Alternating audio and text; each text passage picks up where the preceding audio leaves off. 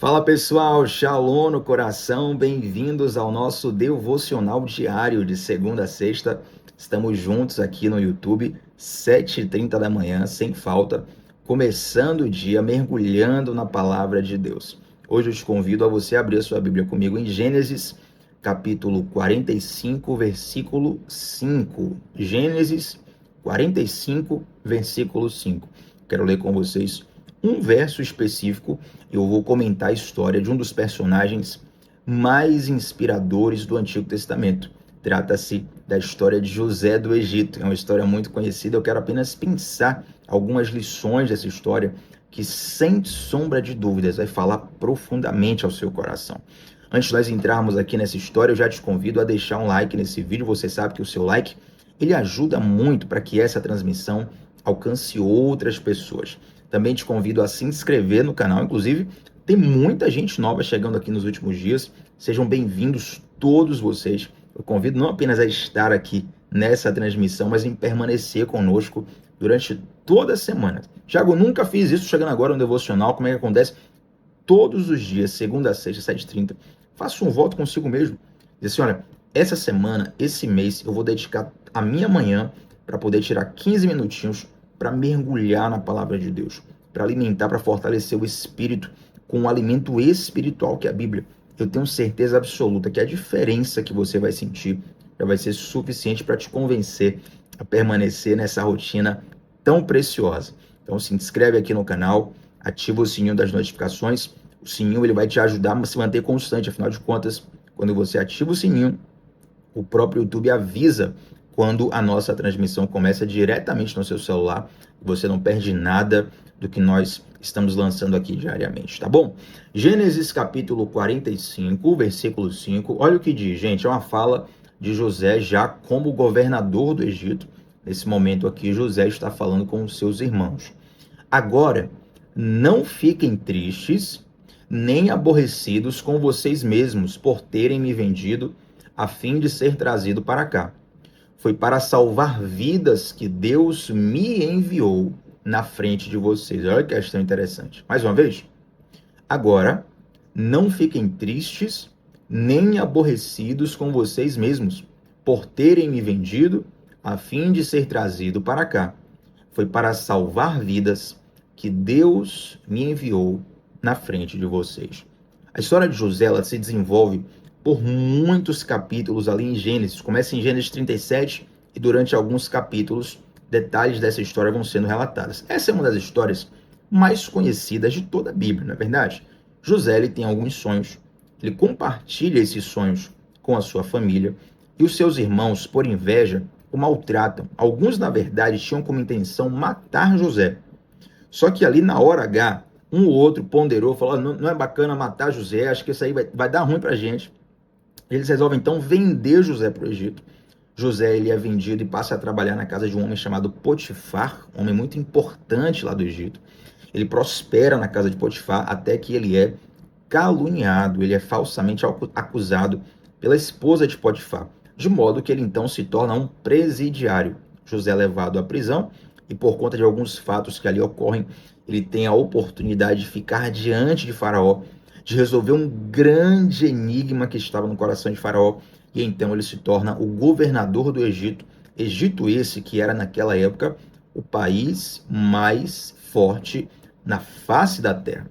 Seria hoje o equivalente aos Estados Unidos ou à China, né? Aí você vai discutir qual país é mais forte hoje, seja economicamente, seja belicamente, instrumentos bélicos, força de guerra, mas ou Estados Unidos ou China, e mais ainda naquela época, porque o mundo de hoje ele é muito mais polarizado, tem muitos países que são grandes potências. Naquela época, o Egito ele dominava praticamente toda a hegemonia mundial, por assim dizer.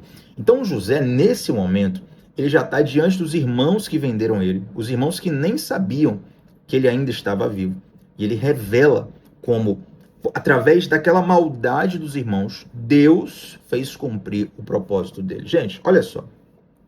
Você que está aqui me assistindo e é da minha igreja local, tem muitos irmãos aqui da minha igreja local. No domingo, o pastor, na verdade, anunciou que nós conseguimos alcançar uma grande bênção. batemos uma meta financeira de um alvo, né, que nós precisaríamos, que era muito fora da curva, que humanamente seria muito difícil alcançar, mas orando, clamando, contribuindo, a igreja toda se engajando, nós conseguimos, para a honra e glória do Senhor. Deus nos presenteou com um favor muito grande. E foi uma comemoração, quem estava lá no presencial viu, foi uma comemoração muito grande do anúncio, né? Nos últimos dias também tivemos a Expo Lírio, que foi uma iniciativa que movimentou toda a igreja. Eu estive lá na Expo Lírio fazendo a cobertura das mídias, e interessante como toda a igreja, gente, estava super envolvida em cada detalhe daquilo, e você poderia sentir, se você esteve nesse polírio, pode confirmar isso que eu estou dizendo. Todas as pessoas estavam ali pulsando, vibrando, vivendo, construindo a realização desse sonho. Sabe o que é interessante? É que todo sonho, ele nasce grande na visão. Todo sonho, ele nasce grande na visão. Se você perguntar para uma criança o que é que você quer ser quando crescer, a criança sempre vai falar algo que é grande, pelo menos para ela. Pode até ser algo que socialmente você entenda que não é tão relevante, mas no coração daquela criança, se ela deseja aquilo, ela tem aquilo como uma coisa muito importante. Por exemplo, quando eu era criança, perguntavam para mim: o que é que você quer ser quando crescer? Eu falava: jogador de futebol. Hoje eu até agradeço de não ter sido e nem ter tentado a carreira. Mas na minha época, a expressão de ser, o significado de ser um jogador de futebol estava associado a ser um herói nacional. Então, quando eu era criança, o herói nacional do Brasil era Ronaldinho, né? Melhor do mundo, melhor jogador, ganhou a Copa do Mundo, exemplo de superação. Então, aquilo inspirou não só a mim, mas a muitas crianças da minha idade a quererem ser um jogador de futebol, porque era o exemplo máximo que nós tínhamos de heroísmo dentro da nação brasileira. Talvez outras crianças queiram: olha, eu quero ser um policial, quero ser um advogado, quero ser um médico, quero ser um artista, quero ser um cantor. O mais importante é você perceber que um sonho, dentro do sonhador, ele sempre nasce grande. José, quando teve o sonho dele, parecia até algo arrogante, né? Olha, eu sonhei que o sol, a lua e 11 estrelas se dobravam diante dos meus pés. E ali os irmãos se sentiram até ofendidos com aquilo. Quer dizer que a gente vai se dobrar aos seus pés? Que história é essa? Né? Então o sonho, ele sempre nasce grande, dentro do coração do sonhador. Porém, a realização de um sonho começa de baixo. Você tem que prestar atenção nisso. Porque os sonhos que Deus vai colocar no teu coração, eles são grandes. Mas o começo da realização, e tem uma diferença entre sonhar e realizar. Uma coisa é sonhar, todo mundo é livre para sonhar. Realizar é que é um preço um pouco maior. E toda realização começa pequena. Gente, ninguém começa realizando coisas grandes. Você não vai ver nenhum. Então, eu conheço alguém que já começou realizando coisas grandes. Além de ser muitíssimo raro, normalmente esses exemplos que já começam grandes, eles tendem a cair. Por quê? Porque eles não construíram uma estrutura, eles não construíram uma jornada, eles não têm experiência para lidar com aquilo. Estava até conversando com uma pessoa recentemente que a grande maioria dos artistas que ficaram famosos assim, da noite pro dia, sabe? Da noite pro dia o cara lançou um hit, lançou uma música, o cara virou um meme que ele ficou super famoso. A grande maioria dos que ficaram famosos da noite pro dia, da mesma forma que ficaram famosos da noite pro dia, de repente eles perderam a fama e não conseguiram recuperar mais. Por quê? Porque eles não tinham estrutura para lidar com aquilo. É muito difícil uma pessoa que começa, que ascende rapidamente, manter-se lá em cima quando ela chega lá. Do contrário, é totalmente diferente. Uma pessoa que vem lá de baixo, ralando, pagando preço, construindo, se esforçando, quando ela chega lá em cima, ela já tem a maturidade, ela já tem experiência, ela já tem o know-how necessário para entender o ambiente onde ela está. Então, o sonho, ele até é grande no coração do sonhador, mas toda a realização, ela começa muito pequena. E você não pode confundir o início com o final. Sabe por quê? Porque muitas pessoas, inclusive, elas deixam de começar a realizar, porque elas têm vergonha de começar pequeno. Elas têm vergonha de começar sem audiência. Elas têm vergonha de começar sem feedback. Elas têm vergonha de começar sem pessoas que deem o retorno. Porém, todo início é pequeno, gente. Imagine que você hoje tem um sonho assim: Thiago, tem um sonho de ter uma delicatessen, que seja a maior delicatessen do Brasil, ok. Mas muito provavelmente esse sonho vai começar com você fazendo ali doces para vender no seu bairro, entende? Então muitas vezes fala assim, não vou fazer uma bandeja de brigadeiros aqui porque eu tô com vergonha, vai que ninguém compra. Meu irmão, minha irmã, você precisa entender que o sonho que está grande no seu coração trata-se do final da jornada. A visão que você tem no seu coração é do final da jornada. Só que durante a jornada existe uma construção que começa pequena. A segunda coisa que eu entendo na história de José, que é muito inspiradora, gente, eu convido vocês a lerem a história de José durante a semana, é que a rota da realização dos nossos sonhos, ela não obedece às nossas vontades, entende? Talvez você tenha um sonho e você tenha um roteiro dentro de você, só que a vida se desenvolve além das suas vontades. Não tem como a vida obedecer às suas vontades. Na verdade, isso não é nem questão de nós não termos poder, isso é questão de não ser saudável. Não é saudável que a vida obedeça às suas vontades. Isso não vai te fazer bem. Ah, Thiago, mas eu só quero o melhor, se desejo o melhor para mim. Você acha que deseja o melhor. Só que Deus é quem de fato sabe o que é melhor para você. Entende? Deixa eu fazer um comparativo aqui. Um comparativo. Imagina que você, um adulto, você tem uma criança em casa. E a criança, ela te pede doces o dia inteiro. Pode ser que num momentozinho, uma vez na semana, um horário do dia específico, você libere o seu filho para comer doce. Você dá ali uma bala, um chocolate, um pedaço de bolo específico, para a criança se deliciar, você quer ver o seu filho feliz. Só que você não vai dar fast food, você não vai dar doces para o seu filho no café, no almoço, no jantar. Porque isso vai fazer mal para ele, fazer mal para ela. Entende? Então, digamos que no auge da sabedoria infantil, o seu filho fala assim, ó, eu sei o que é melhor para mim. No fundo, o que a criança está dizendo é, eu sei o que o meu paladar gosta. Porém, você que é pai, que é mãe, sabe melhor do que a criança o que é de fato melhor para ela. Então você sabe que aquela verdura, mesmo que não seja tão saborosa para o paladar, vai fazer bem para a saúde do teu filho, vai fazer bem para a saúde da tua filha. O teu filho sabe no máximo, o que dá prazer ao paladar dele, entende? Então, muitas vezes, quando nós traçamos uma rota para o nosso destino, nós estamos traçando com base no nosso prazer e não com base no que nos faz bem. E nem sempre aquilo que nos dá prazer nos faz bem. Gente, eu não estou ensinando aqui que a vida tem que ser amarga para ser boa, não é isso. Estou dizendo é que nem sempre aquilo que nos dá prazer nos faz bem.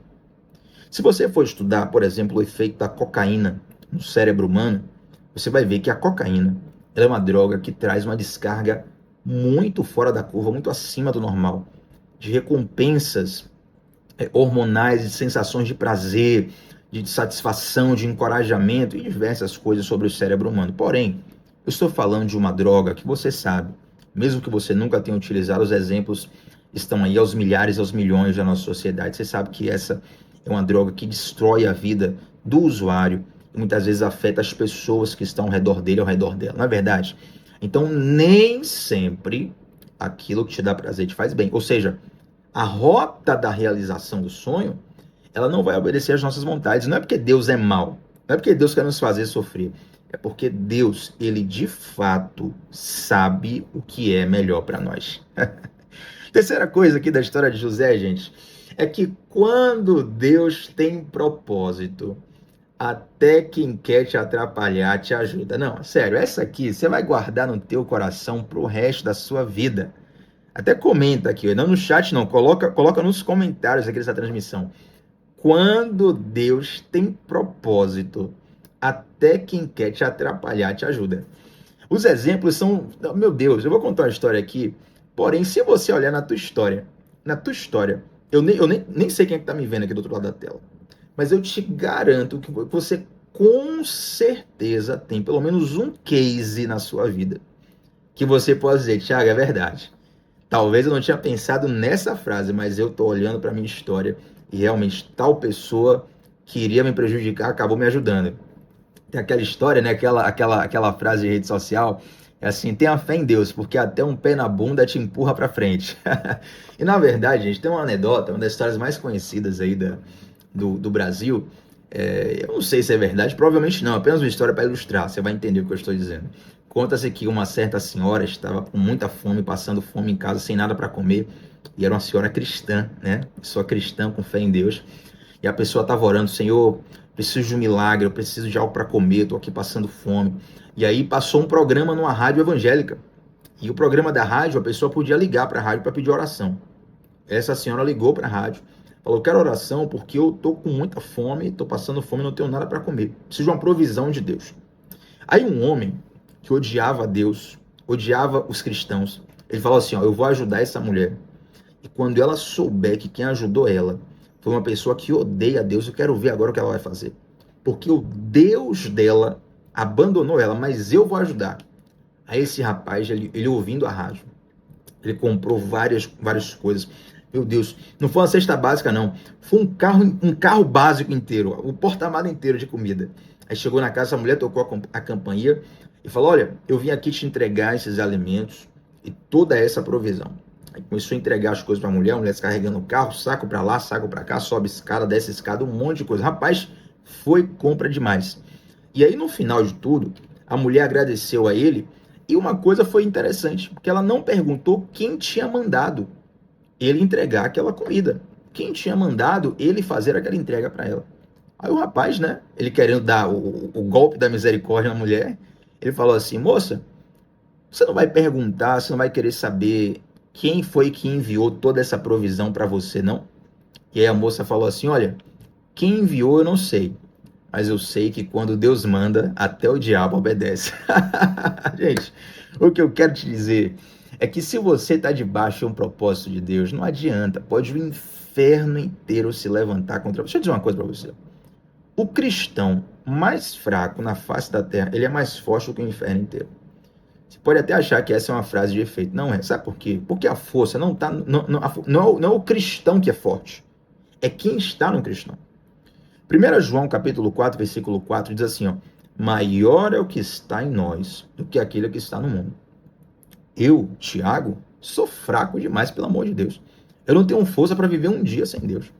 Você que está do outro lado da tela, todos nós não temos força alguma a não ser em Deus. Porém, Deus, o dono do universo, que reside dentro de nós, ele é a força que nós precisamos para qualquer situação da vida. Então, o crente mais fraco nessa terra, ele é mais forte do que o inferno inteiro. Sabe por quê? Porque dentro dele mora o dono do universo. Quando Deus tem propósito na sua vida, até quem quer te atrapalhar te ajuda. E eu quero fechar com mais um comentário aqui sobre a história de José. Gente, na verdade, essa história aqui, eu tô aqui comentando com vocês, estou pensando, isso aqui daria uma série na semana inteira, né? Mas estamos aqui só na segunda, passando por essa história maravilhosa.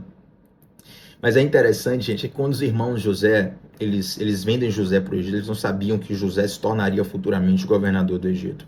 Só que entre José ser vendido e José se tornar o governador do Egito, muitos anos se passaram. Ele trabalha na casa de Potifar há muitos anos, ele prospera lá. Acontece a situação com a mulher de Potifar, que acusa ele injustamente. Depois ele vai para a prisão, ele passa algum tempo lá. Depois acontecem outras situações que levam ele até o faraó. Então, muito tempo da vida de José foi se passando sem que ele soubesse. Deus não falou para José que ele ia ser governador do Egito, não.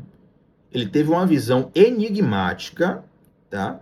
Que levava-nos a entender que os irmãos dele e até os pais dele se dobrariam diante dele. Ou seja, se submeteriam a ele. Mas questão de ser faraó do Egito, de ser governador de uma grande nação, teve nenhum irmão do coque para revelar isso para José, não.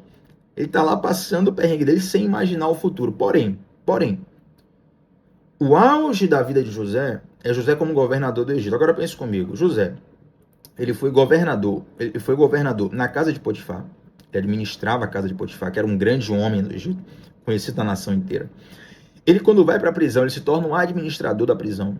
E aí depois, quando ele vai no palácio, ele se torna o governador do Egito, diante de uma grande crise mundial, que afetou não só o Egito, mas todas as nações ao redor, através de uma grande seca, uma grande fome que ocorreu. O que é que eu quero ensinar para você, para nós fecharmos o devocional aqui e orarmos juntos? É que o nosso presente, ele sempre nos prepara para o nosso futuro. Enquanto José estava sendo governador na casa de Potifar, enquanto José estava sendo governador na prisão, Deus estava preparando José para ser governador do Egito. Observe, observe.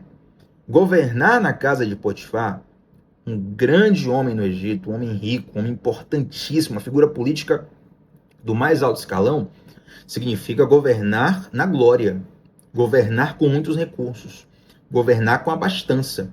É como você ser funcionário, um administrador de uma grande empresa, de um homem muito rico. Então você tem ali uma margem de manobra para poder fazer aquela empresa prosperar. Você tem recursos para investir, você pode contratar funcionários, você pode colocar algumas estratégias que em outras empresas você não conseguiria. Depois, José vai ser governador, vai ser gestor ali na prisão.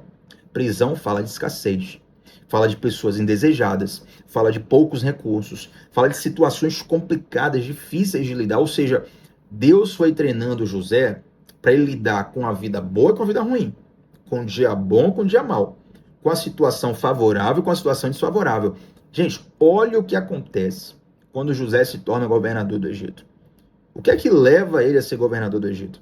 Ele interpreta um sonho de Faraó. E o sonho vocês conhecem. A tradução do sonho é que viria 7 anos de vacas gordas, 7 anos de vacas magras. Isso tornou até um ditado na cultura, na linguagem portuguesa, nossa linguagem. Quando se fala de vacas gordas, fala-se de prosperidade. Quando se fala de vacas magras, fala de escassez, de tempos que não são de fartura.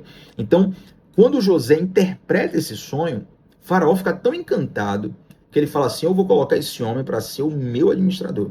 Porque esse cara, ele tem uma visão, ele tem um discernimento tão grande que ele vai saber lidar com todas as situações.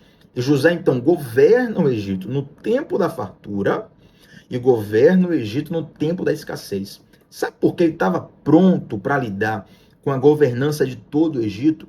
Porque ele havia sido preparado por Deus durante todo o trajeto. Ou seja, o teu presente hoje, ele te prepara para o teu futuro de amanhã. Aquela guerra, aquela luta que você tanto reclama, que você tanto murmura, que você tanto lamenta, isso está te preparando para o seu futuro. Tiago, eu sou uma pessoa que eu já tenho muita idade, eu já avancei muito na vida, eu nem tenho sonhos para o futuro. Meu irmão, minha irmã, eu te convido hoje a voltar a sonhar. Mesmo que você tenha uma idade extensa, mesmo que por alguma razão que não seja a idade, você acha que tem pouco tempo de vida, mesmo que com muito tempo de vida você não tenha mais ânimo, mais disposição para sonhar, eu quero te convidar a você voltar a sonhar. Agora, não viva os seus sonhos, não. Volte a viver os sonhos de Deus. Volte a viver os planos de Deus. Volte a viver os propósitos de Deus. Sabe por que José prosperou, gente? Não é porque José era bonitinho, não é porque José era especial, não é porque José fez o que é certo. É porque, primeiramente, foi Deus quem colocou aquele sonho no coração de José. Toda essa história de José só dá certo porque ele estava debaixo de um propósito de Deus. Através da vida de José, Deus faz com que a provisão chegasse a muitas e muitas e muitas e muitas pessoas. Não apenas no Egito, mas pessoas de todas as nações, inclusive a sua família, que quando se multiplica, torna-se o povo de Israel, aqueles que nós conhecemos como o povo de Deus no Antigo Testamento. A família de Jacó, os 12 filhos, depois vão se tornar as 12 tribos. Ele foi provisão para diversas nações, porque ele estava debaixo de um propósito, entende? Então talvez se olhe a história de José como um grande sonhador, eu falo assim: Thiago, José me inspira a sonhar. Porém hoje eu quero te convidar ao fato de José também te inspirar a realizar. Não é apenas para sonhar, meu querido, minha querida, para nós realizarmos. E para realizarmos, precisamos nos lembrar disso. Eu até anotei aqui, quero relembrar para você. Primeiro, o sonho é grande, todo sonho é grande, mas a realização começa de baixo. Segundo, a rota da realização não obedece às nossas vontades. Terceiro, quando Deus tem propósito, até quem quer te atrapalhar te ajuda. E quarto, o teu presente sempre te prepara para o teu futuro. Aproveite os desafios e aproveite as oportunidades em nome de Jesus. Vamos orar juntos, gente. Deus de amor, nós te damos graças por essa palavra. Eu oro por encorajamento da sua parte, ao meu coração, ao coração de todos os que estão orando comigo nesse momento. Que nessa segunda-feira, Pai, um dia de recomeço para tantas pessoas, o Senhor possa reavivar os teus sonhos no coração de cada um. Fala conforme a tua vontade, conforme a tua particularidade aos corações, Senhor. E ministra a tua semente no coração de cada um através dessa palavra hoje. Em nome de Jesus. Amém. Gente, like no vídeo, seu like ajuda muito para essa transmissão chegar a outras pessoas.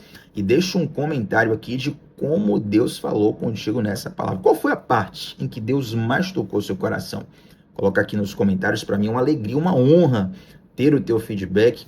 E eu sempre faço questão de responder a todos os comentários aqui. Tamo junto sempre, segunda a sexta, às 7h30 da manhã, começando o dia mergulhando na palavra de Deus. Shalom no coração, gente. Até a próxima. Tchau, tchau.